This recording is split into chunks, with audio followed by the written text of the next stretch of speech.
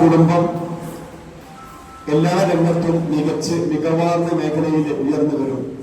ആ കുടുംബം ഉയർന്നതോടൊപ്പം തന്നെ ആ പ്രദേശം വളർന്നു വരും. അതോടൊപ്പം ആ സമൂഹം വളരും. അതിൻ്റെ കൂടെ ആ മേഖല തന്നെ മെച്ചപ്പെട്ടു വരും. അതാണ് നമ്മൾ പലപ്പോഴും എല്ലായിടത്തും കണ്ടുകൊണ്ടിരിക്കുന്ന ഓരോ സ്ഥലത്തിന്റെയും മാറ്റങ്ങൾ, പരിവർത്തനങ്ങൾ വരുത്തുന്നത്. അപ്പൊ ഞാൻ പറഞ്ഞു വന്നത്, വിദ്യാഭ്യാസമാണ് തീർച്ചയായും ഏതൊരു മേഖലയിലും ഉന്നതിയിലെത്തിക്കുന്നത്. നമുക്ക് നമ്മുടെ ഈ പ്രദേശമൊക്കെ തന്നെ കുറെ കാലങ്ങൾക്ക് മുമ്പ് നമുക്കൊക്കെ എല്ലാവർക്കും അറിയാം, നമ്മളൊക്കെ തന്നെ വളരെ പിന്നിലായിരുന്നു. വിദ്യാഭ്യാസ മേഖലയിൽ വളരെ പിന്നോക്കം നിൽക്കുന്ന വരികയായിരുന്നു നമ്മളൊക്കെ താമസിക്കുന്ന ഈ പ്രദേശം. നമ്മുടെ പ്രത്യേകിച്ച് നമ്മുടെ കണ്ണമംഗലത്തിന്റെ ഈ ഭാഗങ്ങളൊക്കെ തന്നെ. അപ്പൊ കുറെ കാലങ്ങളായി പലരും പല നിലക്കും പ്രവർത്തിച്ചുകൊണ്ടിരിക്കുകയാണ്. കാരണം വിദ്യാഭ്യാസപരമായിട്ട് ഉയർത്തിക്കൊണ്ടുവരാൻ വേണ്ടി പല സംഘടനകളും പല വിദ്യാഭ്യാസ പ്രവർത്തനങ്ങളും അതുപോലെ തന്നെ വിദ്യാഭ്യാസ പ്രവർത്തകരും ഒക്കെ തന്നെ പ്രവർത്തിക്കുന്നതിന്റെ ഫലമായിട്ടാണ് നമ്മളിന്ന് കണ്ടുകൊണ്ടിരിക്കുന്ന ഈ മാറ്റങ്ങൾ നമ്മുടെ പ്രദേശത്ത്.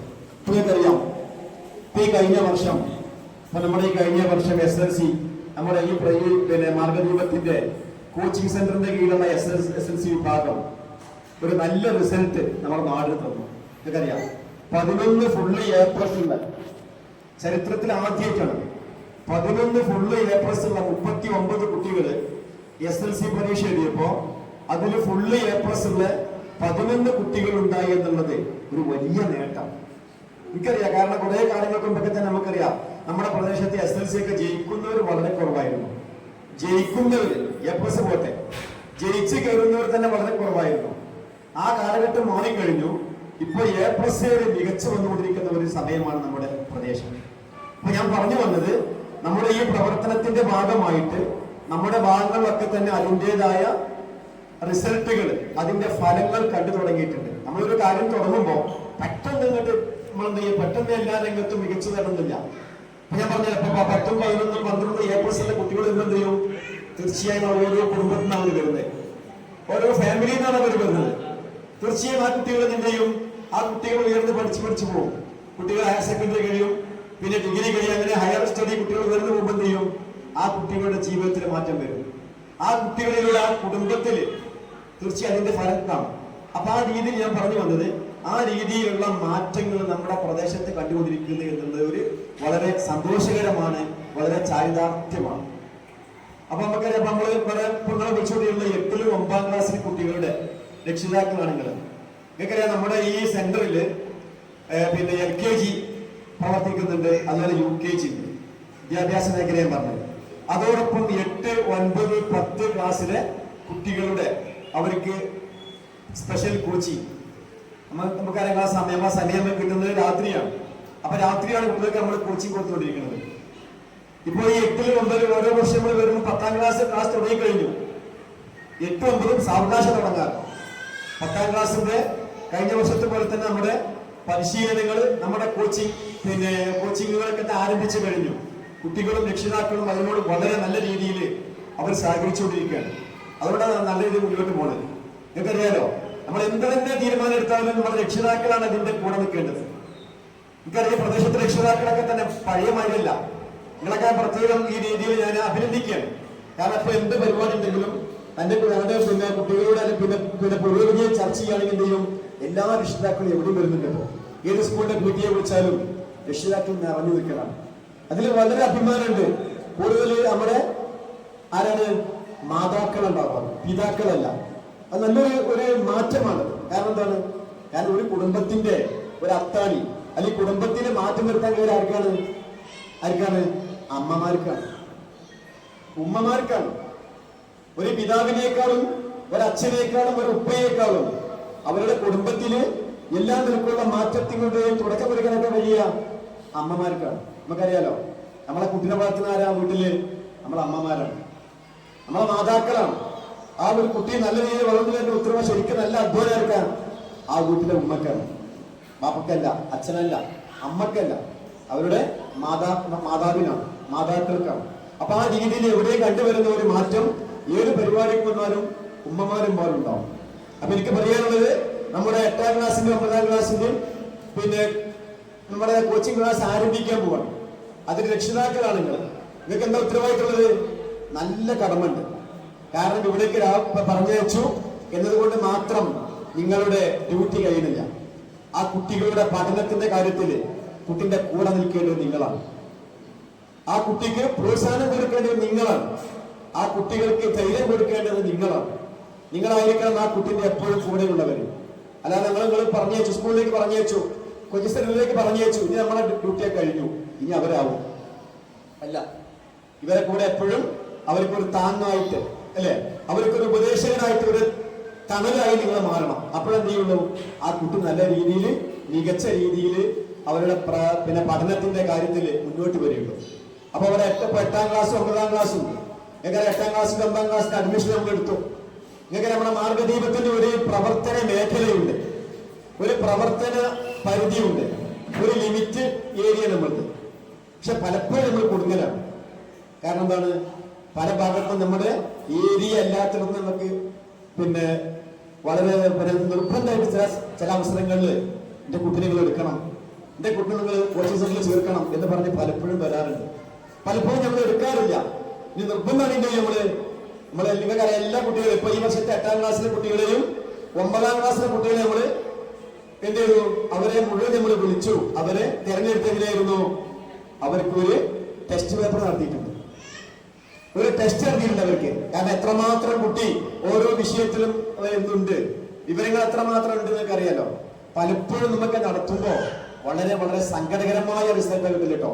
സത്യങ്ങളോട് പറയണം, 8ാം ക്ലാസ്സിലെ കുട്ടിക്ക് ഇംഗ്ലീഷിന്റെ അക്ഷരം പോലും, ഇംഗ്ലീഷിന്റെ മുഴുവൻ അക്ഷരം പോലും ഇപ്പോഴും എഴുതാൻ അറിയാത്ത കുട്ടിയാണ് ഹൈസ്കൂളിൽ 8ാം ക്ലാസ്സിൽ പഠിക്കുന്നത്. ഇംഗ്ലീഷ് പോട്ടെ, മലയാളത്തിൽ സ്വന്തം പേരും കുട്ടിന്റെ അഡ്രസ്സും ഒരു പിശകുചാരെ തെറ്റോടുകൂടിയ ശരിയാക്കി എഴുതാൻ കഴിയുന്ന കുട്ടികൾ വളരെ വിരളം, വളരെ കുറച്ച്. ഈ കുട്ടീനെ നമ്മൾ അതുപോലെ ഹിന്ദിന്റെ കാര്യം പറയണ്ട. ഹിന്ദി അക്ഷരമൊക്കെ 10ാം ക്ലാസ്സിലെ കുട്ടിക്ക് വരെ, 10ാം ക്ലാസ്സിലേക്ക് എത്തി കോച്ചിങ് സെന്റർ തുടങ്ങിയ സമയത്തേക്കാണ് കുട്ടിക്ക് വീണ്ടും വീണ്ടും ഹിന്ദിന്റെ അക്ഷരങ്ങൾ പഠിപ്പിച്ചുകൊണ്ടിരിക്കുന്നത്. ഈ കുട്ടികളെ നമ്മൾ ചെയ്തത് 10ാം ക്ലാസ്സിലെത്തി നമ്മുടെ തീവ്രമായ പരിശീലനത്തിലൂടെ, നമ്മുടെ പല ക്യാമ്പുകളിലൂടെ, നമ്മുടെ തീവ്രമായ കോച്ചിങ്ങിലൂടെ എന്ത് ചെയ്യും, ആ കുട്ടീനെ വളർത്തി ഉയർത്തി അക്ഷരം പഠിപ്പിച്ച് ഉയർന്നു കൊടുന്ന് ഏകദേശം ഒരു ഫുൾ A+ എത്തിക്കാവുന്ന രീതിയിലുള്ള പരുവത്തിലേക്ക് ആക്കുന്നത് നമ്മുടെ ഈ മാർഗദീപത്തിന്റെ ഇവിടുത്തെ അധ്യാപകരും ഇവിടുത്തെ മാനേജ്മെന്റും രക്ഷിതാക്കളായ നിങ്ങളും എല്ലാവരുടെയും സപ്പോർട്ടും കൊണ്ടാണ്. അപ്പൊ ഞാൻ പറഞ്ഞു വന്നത്, ഇപ്പൊ 8ാം ക്ലാസ് 9ാം ക്ലാസ് ചെയ്തു, ഇതുപോലെ നമ്മൾ എന്ത് ചെയ്തു, കുട്ടികളെ സെലക്ട് ചെയ്തു. എങ്ങനെയായിരുന്നു, ഒരു ടെസ്റ്റ് പേപ്പർ നടത്തിയിട്ടുണ്ട്. ടെസ്റ്റ് പേപ്പർ നടത്തി അവരുടെ മാർക്ക്, അവരുടെ പിന്നെ റിസൾട്ട് പേപ്പർ രക്ഷിതാവിനെ കാണിച്ചു കൊടുത്തിട്ടുണ്ട്, മാർക്കുകളൊക്കെ അറിയിച്ചിട്ടുണ്ട്. ഒന്നുമില്ലാത്ത വളരെ പിന്നിൽ നിൽക്കുന്ന ചില കുട്ടികൾ നമ്മൾ എന്ത് ചെയ്തു, 9ാം ക്ലാസ്സിലേക്കുള്ള കുട്ടികളെ നമ്മൾ സെലക്ട് ചെയ്തിട്ടില്ല. എന്താ കാരണം, ഈ 9ാം ക്ലാസ്സിലെ കുട്ടിയാണ് അടുത്ത വർഷം 10ാം ക്ലാസ്സിലേക്ക് വരേണ്ടത്. നിങ്ങൾക്കറിയാലോ, ഈ 9ാം ക്ലാസ്സിലെ കുട്ടി 8ലെ കുട്ടി 9, 9ലെ കുട്ടി 10ലേക്ക്, ഒന്നും അറിയാത്ത കുട്ടി നമ്മൾ കൊണ്ടിട്ട് കാര്യമില്ലല്ലോ, ഒന്നും കാര്യമില്ല. കാരണം അത്രമാത്രം ഒരു ബേസിക് ഒന്നുമില്ലാത്ത കുട്ടി നമ്മൾ എന്താ ചെയ്യാം. കാരണം ആ കുട്ടി ഒരു 10-40 കുട്ടികൾ ഇരിക്കുന്ന കൂട്ടത്തിൽ ഇരുന്നാൽ അവനെ മാത്രം ശ്രദ്ധിക്കാൻ, അവളെ മാത്രം ശ്രദ്ധിക്കാൻ സമയം ഉണ്ടാവുന്നില്ല അധ്യാപകർക്ക്. അപ്പൊ ആ രീതിയിൽ ചില കുട്ടികൾ ഒഴിവാക്കിയിട്ടുണ്ട്. അത് സത്യം തന്നെ ഉള്ള കാര്യം. അപ്പോ നമ്മള് ടെസ്റ്റ് പേപ്പർ നടത്തി അതിൽ കുറച്ചൊക്കെ ഒരു പിന്നെ 50% മേലല്ല നമ്മൾ വളരെ കുറഞ്ഞ ഒരു 20-25% കുട്ടികളാണ് നമ്മൾ ഇതിലേക്ക് തെരഞ്ഞെടുത്തിട്ടുള്ളത്. വളരെ വട്ടപ്പൂച്ച കുട്ടി നമ്മൾ എടുത്തിട്ടില്ലാന്ന് മാത്രമല്ല. അപ്പൊ ആ രീതിയിലാണ് നമ്മളെ കുട്ടികളെ സെലക്ട് ചെയ്തിട്ടുള്ളത്. പിന്നെ നിങ്ങൾക്ക് അറിയാലോ, ഇതിൽ യാതൊരു നിങ്ങൾക്ക് ഒരു ഫീസും വാങ്ങുന്നില്ല. നിങ്ങൾക്ക് അറിയുന്ന കാര്യമാണ്. നിങ്ങൾക്കറിയാം, ഇവിടുത്തെ ഈ പ്രൊജക്ടിന്റെ ഒക്കെ തന്നെ ആള്, ഈ മാർഗദീപത്തിന്റെയും ഈ മുഴുവൻ വിദ്യാഭ്യാസ മറ്റു മേഖലയിലൊക്കെ ഉള്ള ഇതിലൊക്കെ തന്നെ പൈസ ചെലവാക്കുന്നത് നിങ്ങൾക്കറിയാം. നമ്മുടെ പ്രദേശത്തുള്ള ആരെങ്കിലും മുഹമ്മദ് സാഹിബ്, അദ്ദേഹത്തിന്റെ ഒരു താല്പര്യമാണ് എന്ത്, എന്റെ നാട്ടിലെ ആളുകള്, എന്റെ നാട്ടിലെ രക്ഷിതാക്കൾ, അവരുടെ മക്കള് നന്നായിട്ട് വളർന്നു വരണം, എല്ലാ മേഖലയിലും അവര് ഉയർന്നു വരണമെന്ന് അദ്ദേഹത്തിന്റെ ഒരു ആഗ്രഹമാണ് മനസ്സിന്റെ. ആ നല്ല മനസ്സിന്റെ ആഗ്രഹം കൊണ്ടാണ് അങ്ങനെ നമ്മൾ ഈ വാളപ്പുറ പ്രദേശത്ത് നമ്മൾ ഈ മാറ്റങ്ങൾ വരുത്തിക്കൊണ്ടിരിക്കുന്നത്. അപ്പൊ എന്താ ചെയ്യണം, ഇത് ഫ്രീ കിട്ടുമ്പോ അങ്ങനെ സ്വഭാവം നമുക്ക് വെറുതെ കിട്ടുമ്പോഴേ അതിന്റെ വാല്യൂ അറിയില്ല. ഉണ്ടല്ലോ, ഒരു സാധനം വെറുതെ കിട്ടിയ വില അറിയോ, അറിയില്ല. എന്തെങ്കിലും കുറച്ച് കൊടുത്താല് ഇപ്പൊ നമ്മളെ കോച്ചിങ് സെന്ററിൽ നമ്മളെ കുട്ടികളെ ചേർത്തും നമ്മൾ ട്യൂഷൻ അയക്കും.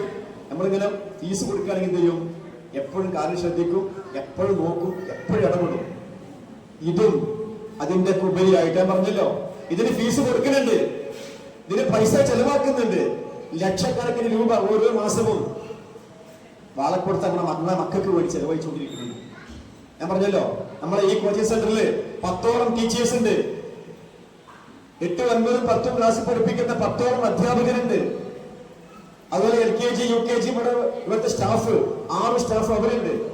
ഈ സ്റ്റാഫിനൊക്കെ എന്ത് ചെയ്യണം? ശമ്പളം കൊടുക്കണ്ടേ മാസം മാസം? അതിൽ LKG UKG മാത്രം നമ്മൾ ഫീസ് വാങ്ങുന്നുണ്ട്. 8, 9, 10 യാതൊരു ഫീസ് നമ്മൾ വാങ്ങുന്നില്ല. അപ്പൊ ആ രീതിയിൽ നിങ്ങളെ കുട്ടികൾക്ക് വേണ്ടി ചെലവഴിക്കുന്നത് ഒരു മനുഷ്യൻ ചെലവഴിച്ചുകൊണ്ടിരിക്കുന്നുണ്ട്. അപ്പൊ അതുകൊണ്ട് നിങ്ങൾ ഒരിക്കലും ഫ്രീ എന്ന് കരുതണ്ട. ആ അദ്ദേഹം ചെലവഴിക്കുന്നത് ചെയ്യണം, അദ്ദേഹത്തിന് നമ്മൾ എന്ത് ചെയ്യണം? അദ്ദേഹത്തിന് നമുക്ക് കൊടുക്കാൻ കഴിയുന്ന എന്താണ്? ഒരു സമ്മാനം എന്തായിരിക്കണം? നമ്മുടെ കുട്ടികൾ പഠിച്ചു ഉയർന്നു വരിക. ഇപ്പൊ ഈ കഴിഞ്ഞ SSLC റിസൾട്ട് വന്നപ്പോ അദ്ദേഹം റാഷിദ് ഗസാലിയുമാണ് ഈ സ്റ്റേജിൽ എത്തിയിട്ട് ഇവിടുന്ന് നമ്മുടെ കുട്ടികളെ മുഴുവനും എന്ത് ചെയ്തു? ആദരിച്ചു. അപ്പൊ അവർക്ക് കിട്ടുന്ന ഒരു സന്തോഷന്റെ മനസ്സിന്റെ അത് നമ്മൾ കൊടുക്കണം. ഞാൻ അവസാനിപ്പിക്കേണ്ടത്, കാരണം കൂടുതൽ കാര്യം പറയാൻ റഷീദ് മാഷുണ്ട്, അദ്ദേഹത്തിനായിട്ടുള്ള കുട്ടികളെ കുറിച്ചുള്ള കൂടുതൽ കാര്യങ്ങൾ പറയാനുണ്ടാകാം. ഏതായാലും എനിക്ക് പറയാനുള്ളത്, നിങ്ങളുടെ കുട്ടികളെ കോച്ചിങ് സെന്ററിലേക്ക് അയച്ചു എന്നുകൊണ്ട് മാത്രം നിങ്ങളെ കടമ കഴിയുന്നില്ല. നിങ്ങൾ എപ്പോഴും അവരെ കൂടെ ഉണ്ടാകണം. അതോടൊപ്പം എന്ത് ചെയ്യണം? ഈ കുട്ടികളുടെ കാര്യങ്ങൾ എപ്പോഴും ശ്രദ്ധിക്കണം. അത് ഇവിടെ വന്നിട്ട് ഞങ്ങൾ ടീച്ചേഴ്സിനോട് കാര്യങ്ങൾ എപ്പോഴും ആരായണം, അന്വേഷിക്കണം, ഇടപെടണം. അപ്പോഴെന്തുണ്ടാവുള്ളൂ? നമ്മളെ പരിശീലനം ഒന്നുകൂടി ഒന്നുകൂടി ഊർജിതമാവും. ആ രീതിയിൽ നിങ്ങളെ ഭാഗത്തുനിന്ന് ഇടപെടൽ ഉണ്ടായാലേ എന്താവുള്ളൂ? അതിന് പോസിറ്റീവായ എനർജി ഉണ്ടാവുള്ളൂ. അതുപോലെ ഇതിന്റെ കാര്യങ്ങളെ കൂടെ പറയും. നമ്മുടെ കൃത്യമായിട്ട് ഒരു കാര്യമുണ്ട്, ഞാൻ പറഞ്ഞ ഫീസും കാര്യമൊന്നുമില്ലെങ്കിലും കൃത്യമായിട്ട് കുട്ടിനെ അവിടെ എത്തിക്കേണ്ട ചുമതല ആരാണ്? രക്ഷിതാക്കളിൽ അർപ്പിതമാണ്. ഒരു കാരണവശാലും നിങ്ങളെ വീട്ടിൽ നിന്നിട്ട് നമ്മളാരും കുട്ടിനെ പിടിച്ചു കൊണ്ടുവരില്ല. ഇവിടെ അഡ്മിഷൻ എടുത്തോ, ഇവിടെ വൈകുന്നേരം 7 മണിക്കാണ് തുടങ്ങുന്നത് എങ്കിൽ 7:10 തുടങ്ങുന്നത് എങ്കിൽ ആ കുട്ടിനെ ഇവിടെ എത്തിക്കണം, നിങ്ങളെ കടമയാണ്. അതുപോലെ 2 മണിക്കൂർ കഴിഞ്ഞ് 9 മണിക്കാണ് കുട്ടിനെ വിടുന്നത് എങ്കിൽ 9:10 കുട്ടിയുടെ ക്ലാസ് കഴിഞ്ഞെങ്കിൽ ആ കുട്ടിനെ കയ്യിൽ പിടിച്ച് കൊണ്ടുപോകാൻ ഇവിടെ എത്തണം. ഞാൻ പറയാൻ കാരണം എനിക്കറിയാലോ, പെൺകുട്ടിയാണെങ്കിലും ആൺകുട്ടിയാണെങ്കിലും ഇപ്പൊ നമ്മളൊക്കെ ജീവിക്കുന്ന കാലഘട്ടം എന്താണ്? നമ്മളാണ് ജീവിച്ച കാലഘട്ടമല്ല നമ്മളെ മക്കൾ ജീവിച്ചുകൊണ്ടിരിക്കുന്നത്. കുറച്ചൊക്കെ ഒന്ന് പിഴച്ച കാലഘട്ടം നമുക്കറിയാലോ. പുറത്തൊക്കെയുള്ള പല കുട്ടികൾക്ക് കിട്ടുന്ന പല ആസ്വാദനങ്ങളും പല ലഹരികളും പല കൂട്ടുകെട്ടും മോശപ്പെട്ട കമ്പനിയാണ്.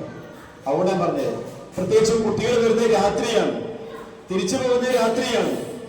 അപ്പൊ അതുകൊണ്ട് എന്ത് ചെയ്യണം? തന്റെ കുട്ടി സുരക്ഷിതമായി സെന്ററിൽ എത്തി എന്ന് ഉറപ്പുവരുത്തണം. അതോടൊപ്പം തന്നെ ക്ലാസ് കഴിഞ്ഞ് തന്റെ വീട്ടിൽ ഒരു പോറലും എടുക്കാതെ തന്റെ കുട്ടി എത്തി എന്ന് ഉറപ്പുവരുത്തേണ്ട ആരുടെ കടമയാണ്? രക്ഷിതാവിന്റെ കടമയാണ്. അത് നമ്മൾ അധ്യാപകരുടെ കടമയല്ല, മാർഗജീവനത്തിന്റെ മെന്റേഴ്സിന്റെ കടമയല്ല, അത് നിങ്ങളുടെ കടമയാണ്. അപ്പൊ അതുകൊണ്ട് ഏത് രക്ഷിതാവാണ് ആ കുട്ടിനെ കൊണ്ടുവന്നാക്കുന്നത്, അതുപോലെ തന്നെ വിടുന്ന സമയത്ത് കൊണ്ടുവരാൻ വരുന്നില്ലേ, പിന്നെ കുട്ടിനെ ഞങ്ങൾ ഇവിടെ ക്ലാസ്സിൽ എടുക്കൂല. ഞാൻ പറഞ്ഞുതരാം, എടുക്കൂല ക്ലാസ്സിൽ, അത് പിരിച്ചുവിടും. പറഞ്ഞല്ലോ. കാരണം എന്താണ്? ഒന്നുമില്ലാതെ ഇവിടെ വന്ന് വൈകുന്നേരം ക്ലാസ് കഴിഞ്ഞ് പോകുന്ന സമയത്ത് എന്തെങ്കിലും ഒന്നും ഉണ്ടായാൽ മതി, തന്റെ കുട്ടിക്ക് എന്തെങ്കിലും ഒന്ന് പറ്റിയാൽ മതി, അല്ലേ? ഒന്നുമില്ലെങ്കിൽ ഒരു മുള്ളു പോരിയാലും അത് ടോർച്ചിന്റെ വെളിച്ചം കാണി എന്താ കോരിയെന്ന് അറിയില്ല, ആകെ പ്രശ്നമില്ലേ. അപ്പൊ അതിന്റെ മുഴുവനും തിക്തഫലം അനുഭവിക്കാൻ ഞങ്ങൾക്ക് കഴിയില്ല. അതുകൊണ്ട് എന്ത് ചെയ്യണം? അതിന്റെ മുഴുവനും ഉത്തരവാദിത്തങ്ങൾ നിങ്ങൾ ഏൽക്കണം. അപ്പൊ ആ ഉത്തരവാദിത്തം ഏൽക്കുന്ന രക്ഷിതാവ് ആ കുട്ടിനെ മാത്രമേ നമ്മൾ എന്ത് ചെയ്യുള്ളൂ? നമ്മുടെ സെന്ററിൽ കോച്ചിങ് കൊടുത്തിട്ട് പഠിപ്പിക്കുള്ളൂ. അപ്പൊ ഒന്നും മനസ്സിലാക്കാം. അപ്പൊ കൃത്യസമയം പാലിക്കാം, അത് വളരെ നിർബന്ധമാണ്. അതുപോലെ തന്നെ 2 ലീവുകൾ ഇങ്ങനെ ഉണ്ടല്ലോ. നേരത്തെ പറഞ്ഞ മാതിരി ഫീസ് അതിൽ കൊടുക്കണില്ല. അപ്പൊ ലീവ് അല്ലേ? എന്തൊക്കെയാ ലീവാ? കല്യാണം, തക്കാരം, കുടിയാഴ്ചല് അല്ലേ? ഇങ്ങനെ നിസ്സാര കാര്യത്തിൽ തന്റെ കുട്ടി ലീവാണ്, മുഴുവൻ ലീവ്.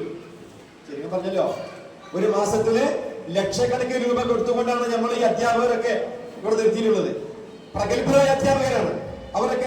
നമ്മൾ കിട്ടാവുന്ന ഏറ്റവും നല്ല കോച്ചിങ് നടത്താൻ കഴിവുള്ള എമ്പാടും എക്സ്പീരിയൻസുകളുള്ള അധ്യാപകരെ നമ്മൾ നിയമിച്ചിട്ടുള്ളത്.